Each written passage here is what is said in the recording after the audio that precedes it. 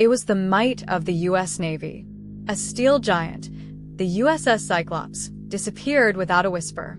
309 souls vanished into the Atlantic.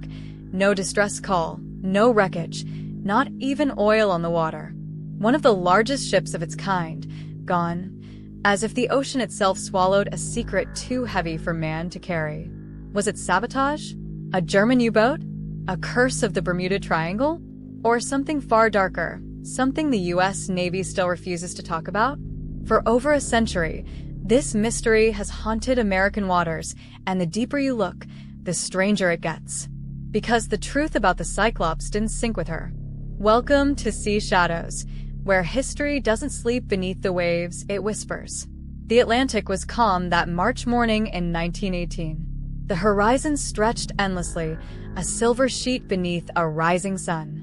The USS Cyclops, the pride of the U.S. Navy's fuel fleet, cut through the waves like a floating fortress, her engines humming with power, her hull glinting under the light.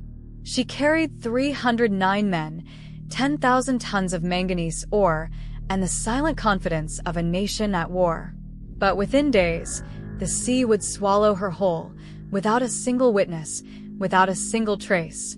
What happened out there has haunted American waters for more than a century. A warship doesn't just vanish.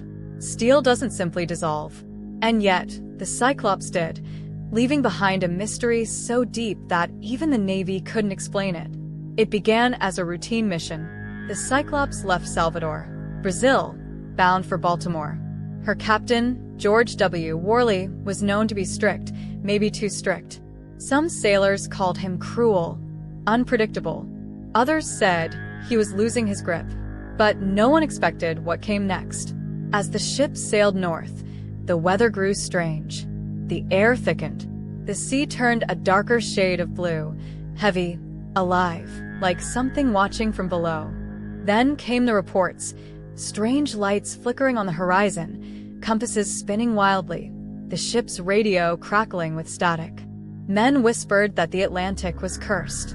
Some called it superstition. Others remembered the stories. That part of the ocean sailors feared the most, the stretch of water known today as the Bermuda Triangle. But this was 1918. The Navy didn't believe in legends. And so, Cyclops pressed on. Yet something wasn't right. Her last known message wasn't distress, wasn't even fear.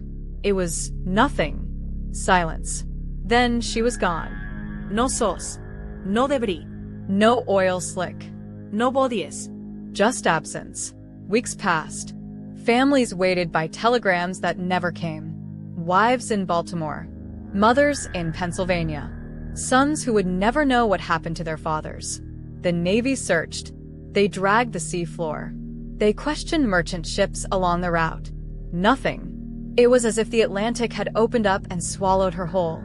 Steel, men, and soul alike.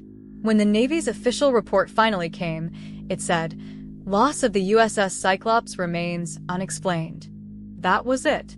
No storm, no wreckage, no clue. But sailors whispered other things. That the ship had been sabotaged. That a secret German agent was on board. Or that Captain Worley himself had gone mad. Some claimed he changed course without orders, heading straight into a storm no one else saw.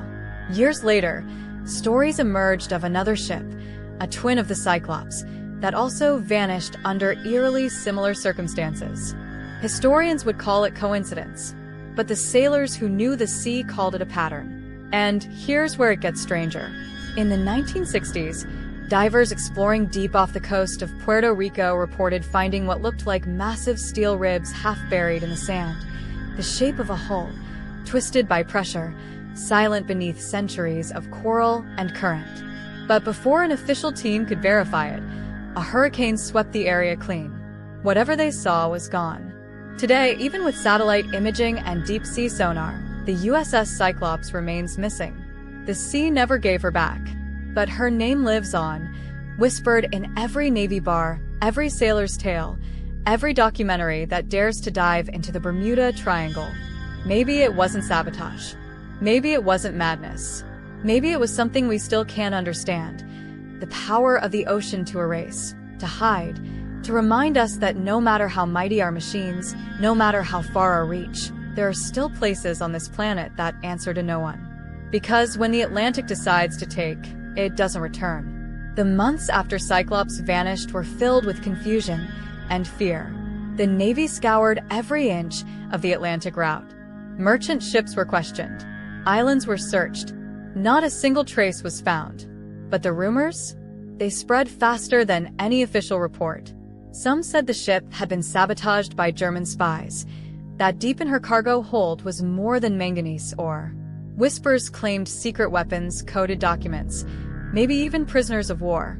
Others believed the Cyclops was lured off course by a fake distress signal, a trap. Because when the First World War was raging, the Atlantic wasn't just water. It was a battlefield. Submarines hunted unseen. And the German U-boats, they said, could swallow ships whole and leave nothing but silence. But even that didn't fit. No U-boat ever claimed the kill. No records, no torpedo logs, no bragging rights. Nothing. And the Germans were meticulous about their victories. They would never have missed a chance to say, "Yes, we sank the mighty Cyclops then." The stories took a darker turn. Crewmen from other ships started speaking up, men who'd once served under Captain Worley. They said he'd grown paranoid, locking himself in his cabin, shouting at shadows, muttering that the sea was alive. He'd ordered parts of the ship sealed off. No one knew why. And on the night before she vanished, sailors said they saw him pacing the deck, staring into the black water as if listening for something. If that's true, what did he hear? A few believed it wasn't madness at all, that Worley had discovered something in the deep, something he couldn't explain. Perhaps a magnetic force, a field that twisted compasses and cracked engines. Others swore that the ocean that night was different, glowing in patches, lighting up from below, like the sea itself was breathing. The Bermuda Triangle legend was born decades later, but the Cyclops became its beating heart. And the deeper you dig, the stranger it becomes. In 1941, her sister ship, the USS Proteus, disappeared in almost the same location. A month later, another twin, the USS Nereus, was lost too. No radio calls. No wrecks. Just gone. 3 massive ships of the same design, swallowed by the same stretch of ocean. That can't be coincidence. Scientists tried to explain it. Methane gas eruptions, magnetic anomalies, sudden rogue waves. Some even blamed undersea volcanoes that could drag a ship down in seconds. Logical, maybe, but still incomplete. None of those theories explain the silence, the total lack of debris, or the eerie similarity of the vanishings. By the 1950s, the Navy quietly classified large parts of the Cyclops investigation. Families who wrote letters received the same response. The information you request is not available. Not available. Or not meant to be. And that's when the conspiracy theories caught fire. They said the Cyclops was carrying not ore but a new kind of fuel, an experimental chemical for early war machines. Others believed the ship was part of a secret mission to test long-range communication using Earth's magnetic fields, a test that went wrong. And the most chilling theory? That the Cyclops didn't sink at all. It crossed over. A strange phrase found in a sailor's diary, recovered from a trunk left behind in Baltimore. Captain says the sea hums at night.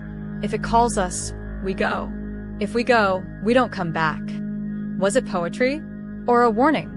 Divers have been searching ever since. Explorers, treasure hunters, even the US Navy, with advanced sonar.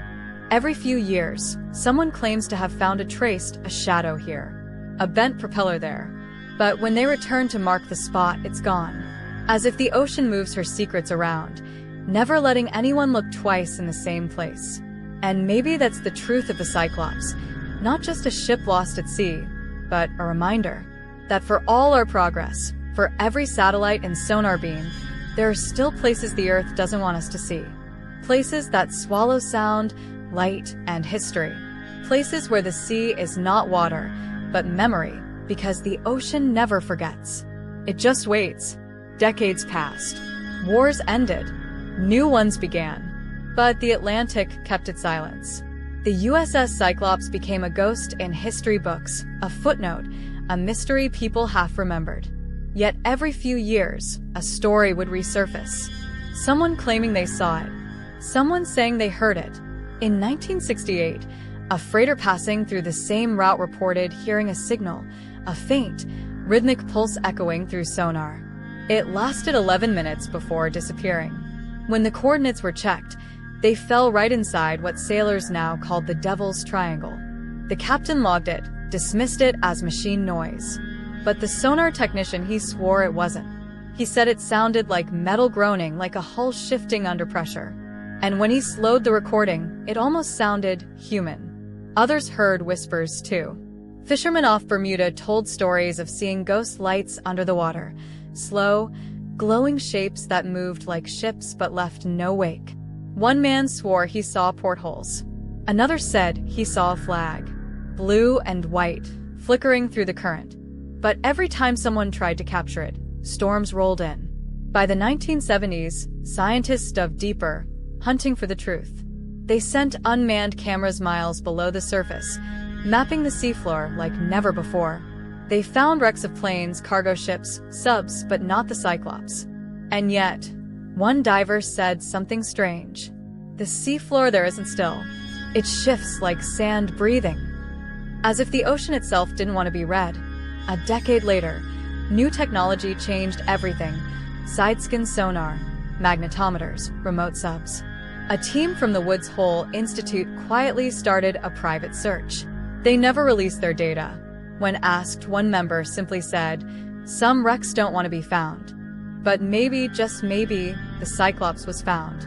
There's a story, never confirmed, that in 2006, a classified naval drone picked up an image in the depths off the Bahamas. The object was enormous. The hull looked split, but the dimensions matched almost perfectly. Yet, when recovery crews were sent, the coordinates led to nothing. The seafloor had changed again.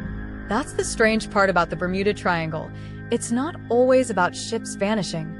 Sometimes, it's about evidence that refuses to stay put. Almost like the sea itself protects its secrets, some historians now argue that Cyclops is more than a lost ship. It's an unsolved chapter of American history that shows how fragile control really is. You can build the strongest steel, arm it with power, guide it with reason, and still, nature decides the end. Maybe that's why this story still haunts people in the States. Because deep down, it's not just about a ship that disappeared, it's about the one thing humans fear most: vanishing without reason. No Goodyear, no proof, no closure. Every year in Baltimore, descendants of the lost crew gather. They light candles by the harbor. They read the names. No wreck. No remains. But the hope never dies. They say, the ocean took them, but not their story. And maybe that's true, because when night falls over the North Atlantic and the fog rolls in heavy and cold, sailors say you can still feel something out there. A low hum beneath the waves. A faint echo of engines that shouldn't exist. The sound of a ship still sailing, somewhere between time and tide. They call it superstition. But if you ever sail those waters and the compass starts to spin, you'll remember this story. The USS Cyclops didn't vanish. She became part of the sea. And sometimes she whispers back. Maybe the ocean never meant to hide the Cyclops. Maybe it was simply reminding us that not everything lost is meant to be found. Because the sea doesn't erase history, it guards it. Beneath miles of black water, it holds the memories of every soul, every whisper, every unanswered question. And tonight, when you look at the calm surface of the Atlantic,